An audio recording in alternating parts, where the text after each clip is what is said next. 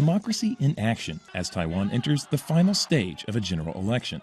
The big question is how to preserve these kind of events at all, amid threats from China, which sees Taiwan as its own.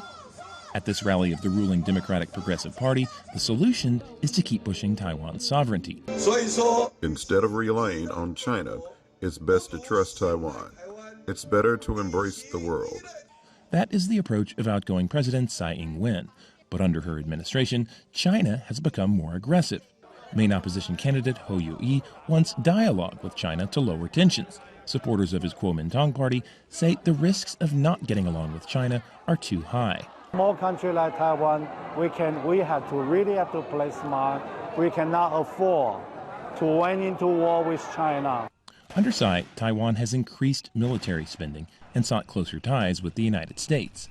China has responded angrily, once even encircling Taiwan with missiles, a sign it has become more difficult to preserve the status quo.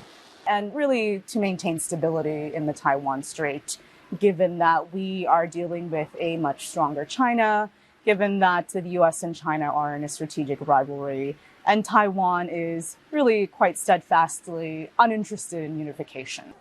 But few in Taiwan seem concerned about war, despite the Chinese threat. Just because there's a lot of fighter jets flying around Taiwan from the PRC doesn't mean that people in Taiwan go to Starbucks any less, because it's been going on for decades and decades, and that's not going to stop people from living their everyday life, even if they are keenly aware of what's around them. Here in Taiwan, what really matters to many voters isn't necessarily the United States or China. The big focus here is how to preserve democracy for as long as possible. Bill Gallo, VOA News, Taipei.